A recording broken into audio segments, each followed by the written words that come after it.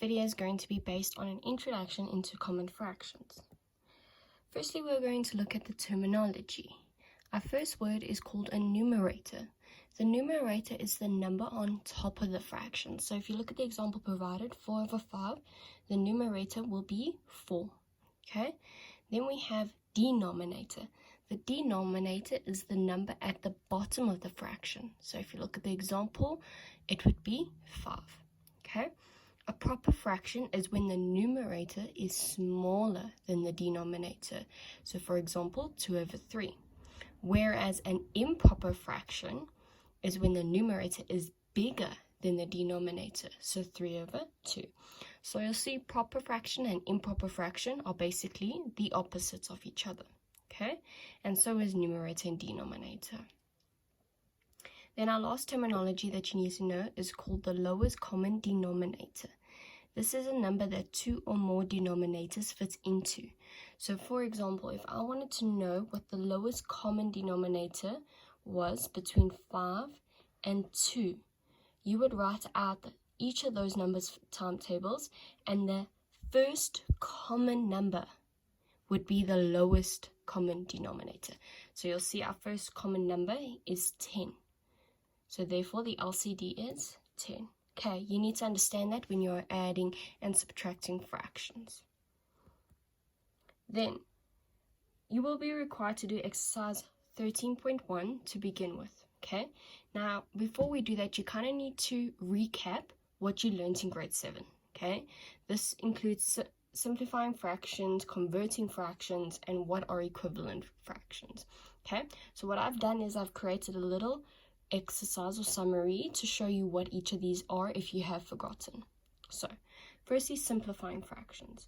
What you want to do when you are simplifying fractions is to find a number that goes into both the denominator and the numerator.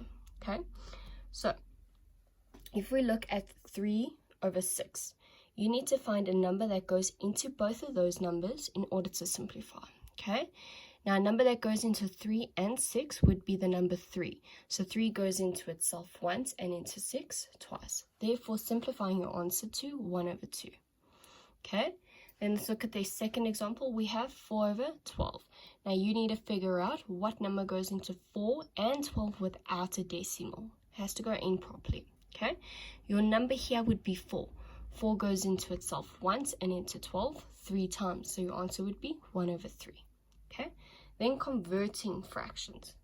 This is called a mixed number, where we have a whole number next to a fraction. Now whenever you see a mixed number and you're doing your operations of fractions, you always need to convert it before you add or subtract or multiply or divide. Okay, so to do that, you're first going to multiply the denominator and the whole number together, and then you take your answer and you add the numerator. So you're going to say 4 times 2, which is 8, plus 1, which will give you 9.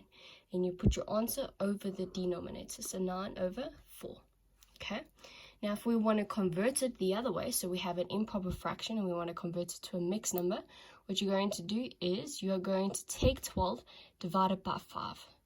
Work out how many times 5 goes into 12 with its remainder. Okay, so 5 goes into 12 2 times, remainder 2. So you write how many times it goes in, 2 as your whole number, the remainder on top of the fraction as your numerator, and then over the denominator, which was 5. Okay, then equivalent fractions are fractions with different numerators and denominators, but they represent the same value.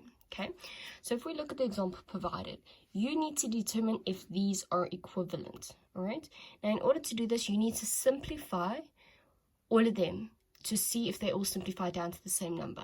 Okay, so this is already simplified. So now we look at the second one.